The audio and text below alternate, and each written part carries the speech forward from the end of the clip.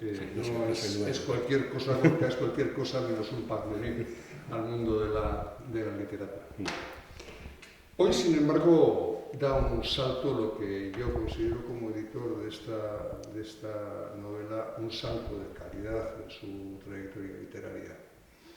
Un salto de calidad porque, no porque publique por primera vez, porque no es así, sino porque entra en un desafío de las grandes ligas, digamos. Apuesta por una novela de personajes muy vinculada a la experiencia artística, no solo en su faceta, digamos, de comunicación interpersonal, sino de construcción personal. Ambienta la acción y toda la trama lejos de aquí, en Estados Unidos, en dos lugares concretos de Estados Unidos. Su protagonista es un personaje, es un letraherido que quiere abrazar la literatura como forma de subsistencia, pero también como forma de vida, de alguna forma. Es el letraherido entregado. Va un poco tarde ya, porque ya es como que todavía tiene 32 años, ¿no? Y todavía se piensa, o bueno, intenta buscar un poco su propia voz, claro, y al mismo tiempo que busca... Hay un paralelismo ahí entre la voz como autor, como escritor, y su propia personalidad, que luego vamos a hablar de eso, ¿no? De la deshumanización que va sufriendo, ¿no? Como desde Myrtle Beach ya llega deshumanizado, ¿no? Ya se pone en la primera página del libro, ya le pone, ¿no? Que llega como si hubiera dejado ahí parte de su humanidad, llega sintiéndose peor persona, ¿no? Y luego eso, más sus problemas con la escritura, más su relación con Jacqueline Dublanche, JD, la chica esta, una relación artística que tiene, pues acabará por deshumanizarlo completamente, ¿no? Entonces hay mucha relación para mí entre eso, entre su vida y su escritura. Es lo mismo, al final. Su escritura y su vida no hay diferencia, ¿no? Entre vida y escritura. Bueno, para muchos escritores, ¿no? Por otro lado. La literatura como salvación o como condena. O como condena, es lo que acaba siendo más bien aquí. Sí.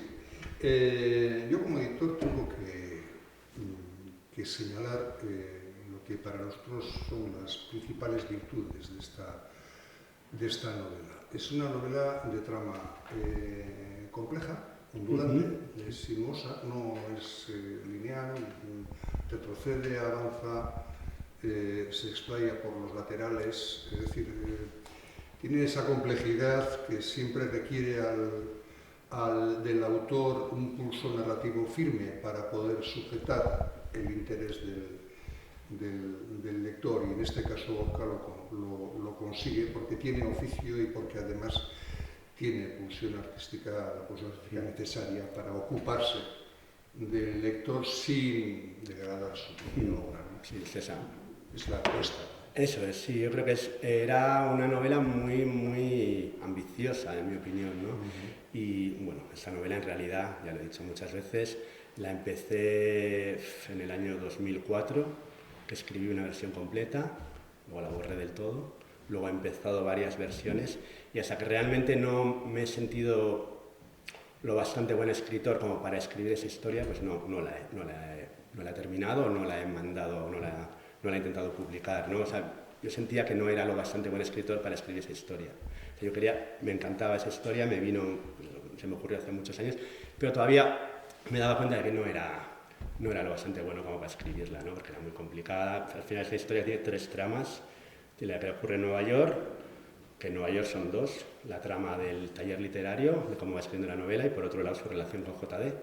Y luego todo lo de Myrtle Beach, ¿no? Que se va sabiendo a través de los recuerdos y las invenciones del protagonista, ¿no? Para escribir su libro, porque el profesor del taller literario en el que estaba, le está obligando, ¿no?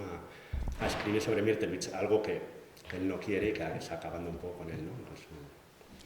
No termina, sin embargo, en la trama o en los hilos argumentales, la originalidad o digamos, el valor literario de este libro, también en el tono. Los tonos. Hay un tono personal, una manera de contar, pero hay diversos registros que se utilizan a lo largo de la novela, que van desde la algo que podría estar cerca del humor, o por lo menos de cierto sarcasmo, Sí, un registro liviano, insisto, siempre con un punto sarcástico, se pasa a otros tonos ya de tintes dramáticos, y al final de la novela se llega a un desenlace perturbador, muy perturbador, sorprendente, perturbador y solucionado literariamente de una manera con una arquitectura muy fina de planos diversos. Entonces, esos son los méritos que a nosotros nos han movido a apostar por esta novela. Creemos que es un artefacto literario muy poderoso, que Gorka Ardanza pone a disposición de los lectores. Que se comenta un poco esto. Sí. En cuanto a los tonos, claro, por un lado está el tono general, ¿no?, de la novela, bueno, que yo siempre he intentado, bueno, una cosa muy importante para mí siempre en la literatura es la naturalidad. Escribir con naturalidad, que no suene afectado, que no suene, que es lo que además siempre cuando empezamos a escribir, ¿no?, siempre intentamos escribir de una manera literaria, ¿no?, entre comillas, y yo pues llegó un momento que conseguí deshacerme de todo eso y decir, voy a escribir normal, como hablo prácticamente, ¿no? Y es verdad lo que dices, que tiene cierta ligereza al principio, puede parecer una comedia dramática, en cierto modo, pero luego es verdad que hay otros géneros, ¿no? Se va convirtiendo en algo fantástico incluso, hay cosas que ocurren que no son fantásticas, no podrían ocurrir en la realidad, e incluso se llega al terror al final, ¿no?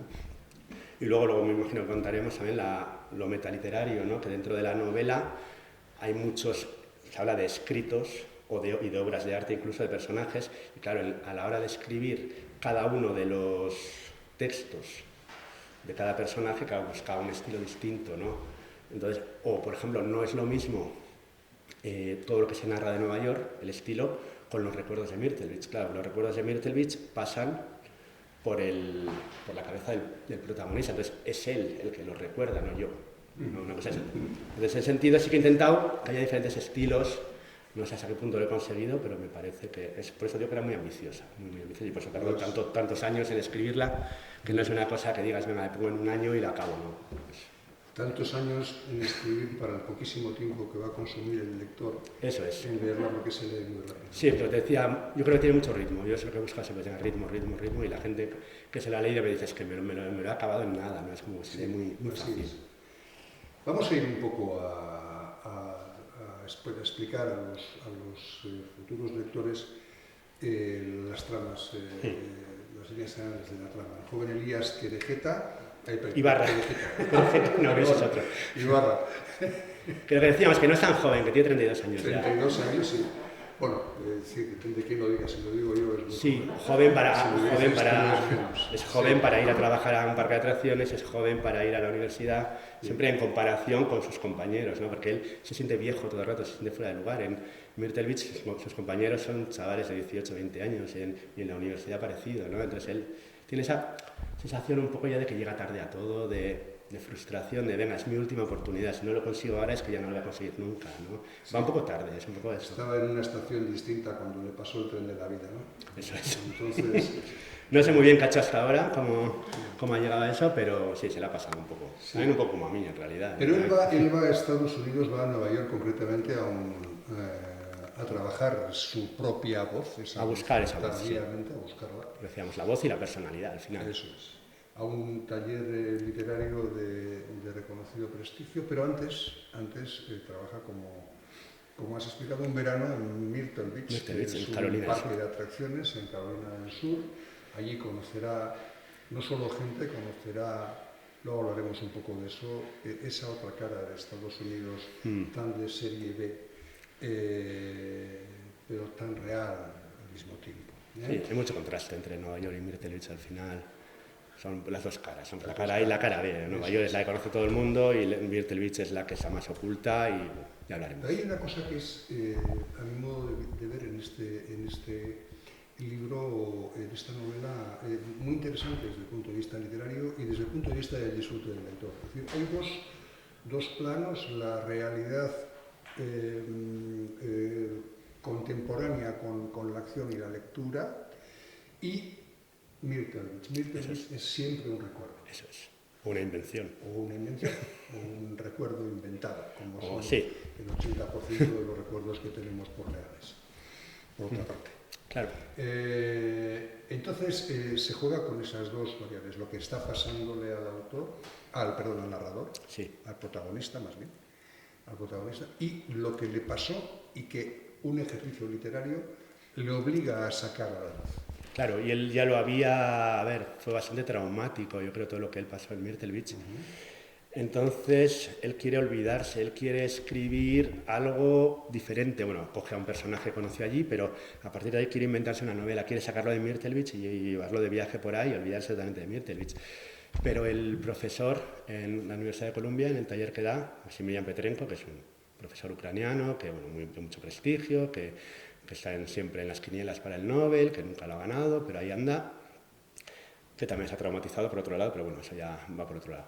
Y eso, entonces, como lo de Mirtelbich al final le afecta, o sea, es una cosa del pasado que es que le afecta directamente al presente, ¿no? Y a su escritura. Entonces, claro, el profesor le dice, tú no eres capaz de, o no veo que seas capaz de inventar las cosas, es mejor que escribas sobre lo que ya sabes, ¿no? Y además aquí veo una historia, veo que en Mirtelbich han pasado un montón de cosas, veo... El otro se resiste, pero al final acaba escribiendo, pero como es tan doloroso escribir sus recuerdos, pues algunos los inventa. Los inventa, o los exagera, o los tergiversa, o lo que sea, ¿no? Que al final es un poco lo que he hecho yo, es lo que te decía, es al final un paralelismo. Lo que escribe Elías y lo que escribo yo es lo mismo, son recuerdos y menciones en Mirtelbich. Yo estuve en Mirtelbich hace muchos años, y lo que aparece en él y lo que escribo sobre Mirtelbich son esos recuerdos y invenciones, cosas reales, cosas inventadas, que es lo mismo que era el protagonista, ¿no? En ese sentido. Sí. Antes, en la introducción, comentaba que es una novela, Recuerdos y invenciones de Mirtelbich, es una novela de personajes. Totalmente. Absolutamente. Todo descansa sobre la caracterización de los personajes y sobre sus relaciones entre sí. Hay un personaje central, ya lo has mencionado, Jacqueline Dublanche, JD, me imagino que sería. Yo digo JD. Pero sí, al final, ¿qué pasa? Que el protagonista, no el narrador, que se ha escrito en tercera persona, pero siempre desde el punto de vista de Elías, ¿no? Es un personaje que está tan vacío, tan carente de personalidad al final, que es que no es suficiente ese personaje para llevar... para cargar con la novela, ¿no? Él al final es un pelele, no es otra cosa. Sí. Entonces realmente el personaje protagonista real es Jacqueline Dublanche, JD, ¿no? Es curioso cómo llega Elías, no Perejeta, sino Ibarra, a conocer a Jacqueline Dublanche. Llega a conocerlo a través de un compañero suyo, mocosillo. Sí, como todos los que aparecen. Este es incluso más joven que Jacqueline, es recién, está en segundo de carrera. Un crío pero que sin embargo tiene lo que no tiene Ibarra, se relaciona muy bien con la gente, escribe muy bien y es ya un valor literario que empieza a brillar con luz propia en Estados Unidos, que no es fácil brillar en Estados Unidos. Y por eso no puede dejar de sentir envidia, ¿no? Pero es que tiene una relación un poco, claro, es que es Gavin, su compañero de piso y su compañero de taller, es una persona tan encantadora, se lleva tan bien con todo el mundo y con él es tan majo, tan simpático, tan todo, que es imposible enfadarse con él. Pero por otro lado, todo el rato, cada cosa que él dice o ve que a Gavin son cosas que no le suena un poco a chino, ¿no? Y dice, es que todos los problemas sociales que tiene para relacionarse, que tiene Elías, Gavin no los tiene, ¿no? Entonces, por una vez como que se enfada, le da envidia, o Gavin también tiene mucha facilidad para escribir y a Elías le cuesta mucho trabajo. Entonces, en ese sentido, tiene una relación un poco que le gustaría envidiarle, o sea, le gustaría enfadarse con él, pero no es capaz. Probablemente será la primera vez que un amargado barogiano vaya a estudiar escritura creativa en Nueva York. Podría decirse que es un amargado barogiano, sí. Vamos a hablar un poquito más de Jacqueline Dublanche, que efectivamente es el gran personaje que aportas en tu novela. Es una, entre comillas, líder estudiantil, o por lo menos una chica muy admirada, muy seguida, digamos, en el campus, muy popular. Es atractiva, pero digamos que no cuadra con los cánones de belleza estándar. Y esto es uno de los temas que te ocupan profundamente en la novela, el cuerpo... Luego, bueno, luego vamos a ver que el cuerpo es importante en todo, ¿no? A lo largo de la novela. El cuerpo en muchísimos sentidos. El cuerpo de Jacqueline, porque no es un cuerpo, no es una belleza normativa, pero es una belleza. Y Elías está obsesionado con ella y bueno, yo creo que mucha gente. Y el campus es muy popular por su forma de ser, por las cosas que hace, ¿no? Por sus instalaciones artísticas, que son bastante extremas, bastante radicales.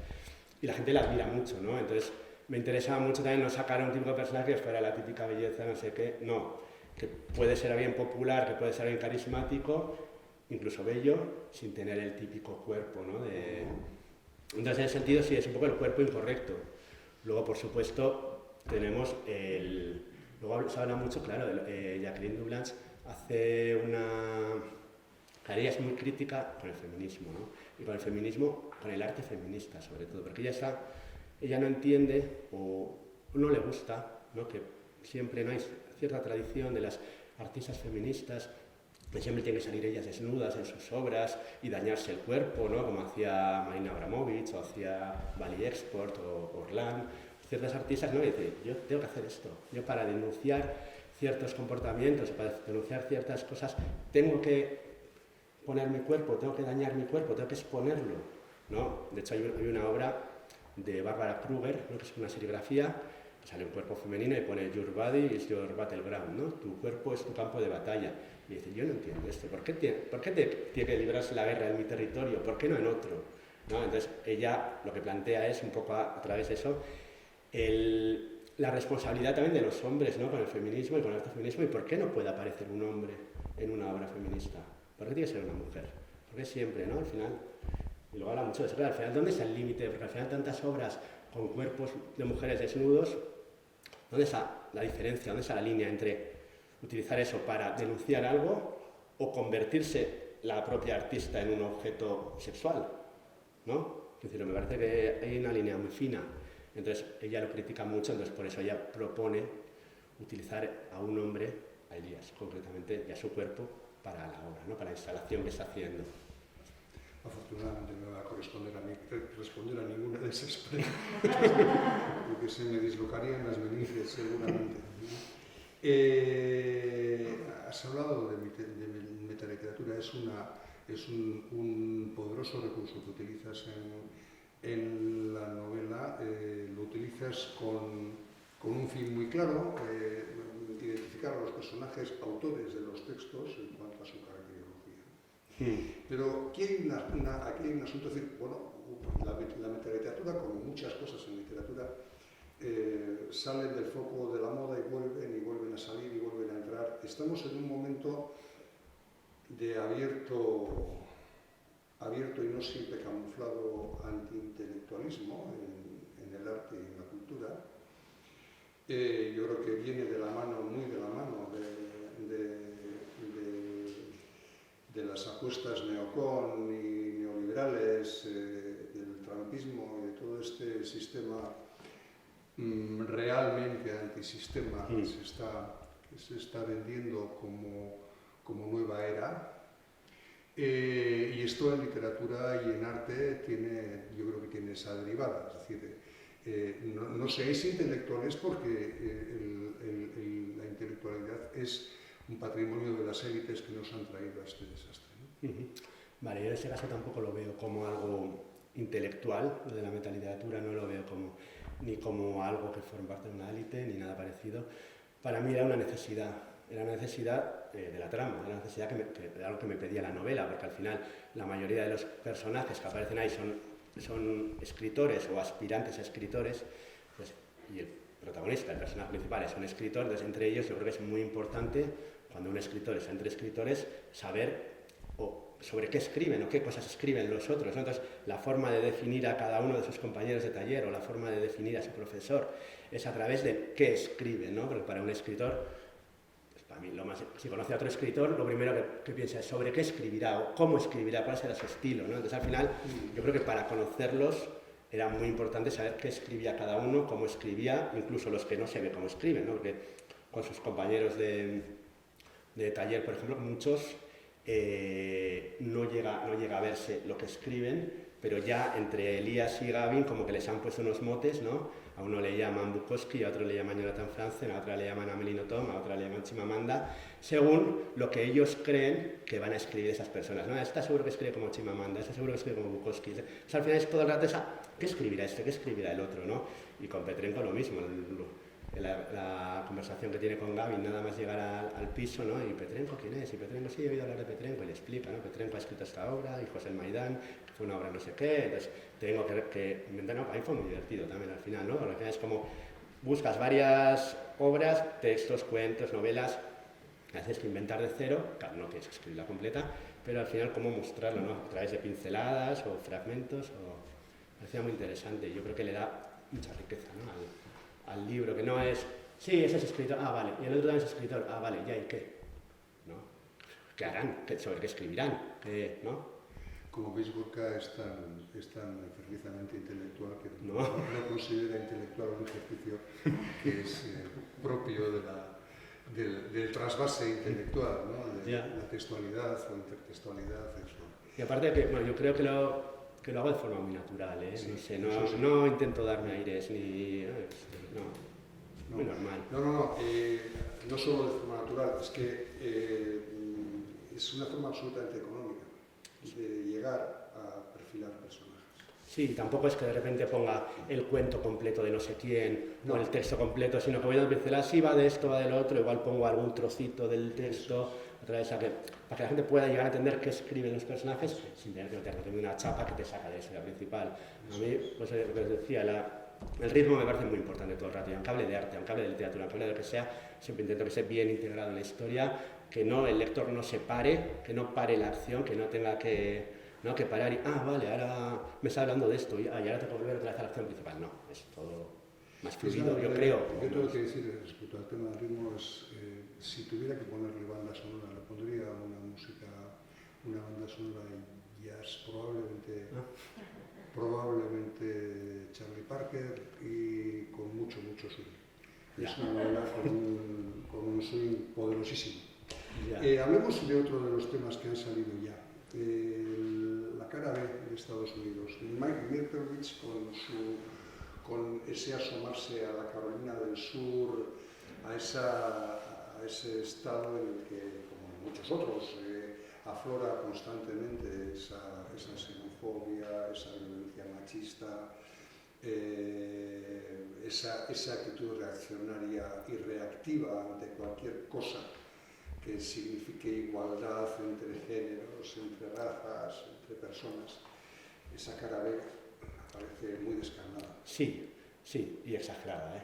Quiero decir que yo estuve hace muchos años, como ya he dicho antes, ¿no? En Myrtle y es cierto, sí, que muchas de las cosas, o sea, al final para los detalles son ciertos, la mayoría, ¿no? Para crear la atmósfera y todo eso, es verdad, lo que pasa es que me he inventado muchísimas cosas, pero parecía muy interesante Myrtle porque, por un lado, es una ciudad muy turística que tiene decenas de parques de atracciones, tiene 20, 30, tiene un montón de parques de atracciones de todo tipo.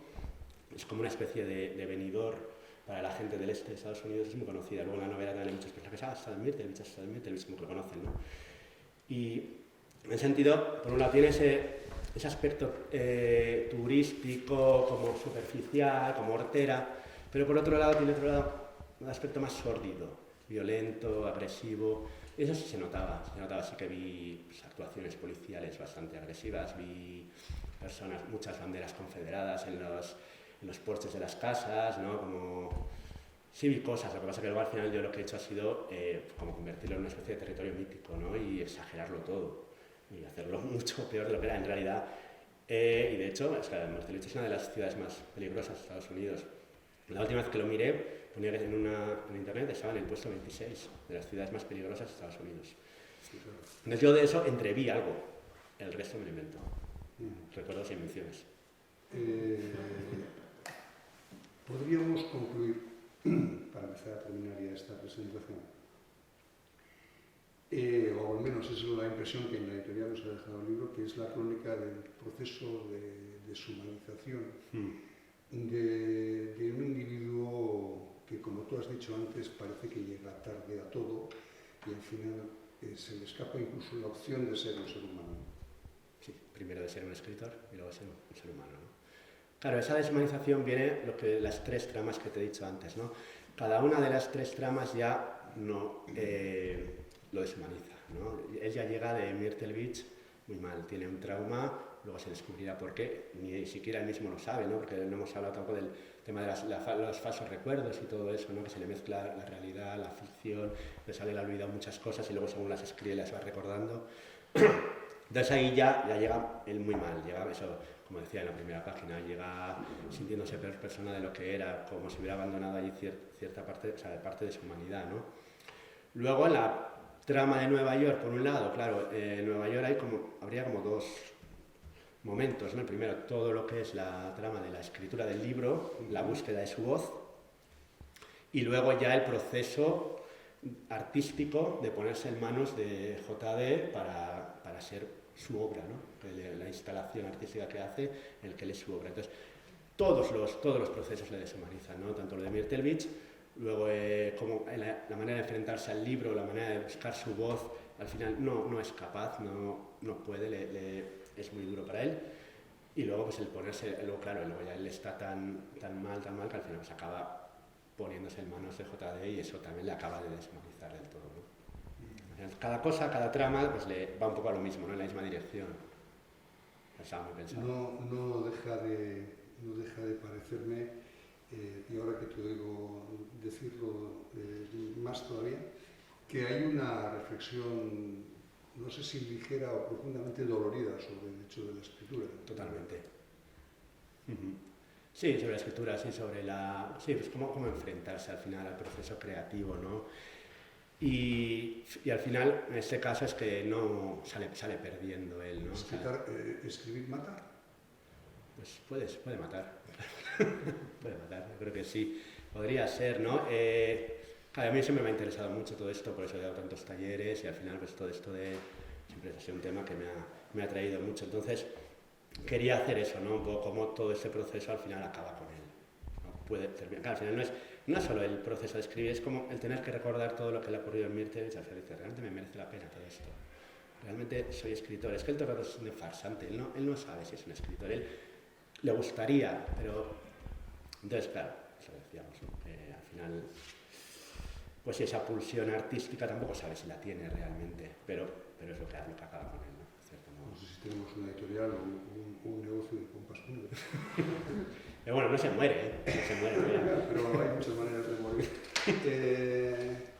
Lo último que te voy a comentar, que creo que tiene interés, tú eres hombre de letras, eres escritor profesional del texto, de la escritura, conoces directamente en primera persona los escenarios de esta novela. Yo no sé si el lector no tendrá la tentación de buscarte en la novela con otros nombres. Es un poco lo que te he dicho antes, ¿no? La anécdota que te he contado antes, que cuando mi madre se leyó la primera página del libro, ¿no? Me vino asustada y me dice, pero tan mal lo has pasado en Myrtle Beach. No, que es ficción, recuerdos y menciones. Y es verdad, sí hay muchísimo de mí y hay mucha gente que me dice, es que lo leo y te veo a ti, ¿no? Pues no me veas a mí porque es que vas a pensar que soy un psicópata o no sé. Entonces, no, que la gente se olvide que hay mucho de mí, claro, pero bueno, como imagino que todos los escritores, ¿no? Tendrán mucho de sí. Al final, yo creo que toda la literatura al final son recuerdos e invenciones. Al final, todo el que escribe algo inventa, pero también recuerda cosas, ¿no? Aunque solo sea para poder describir una sensación.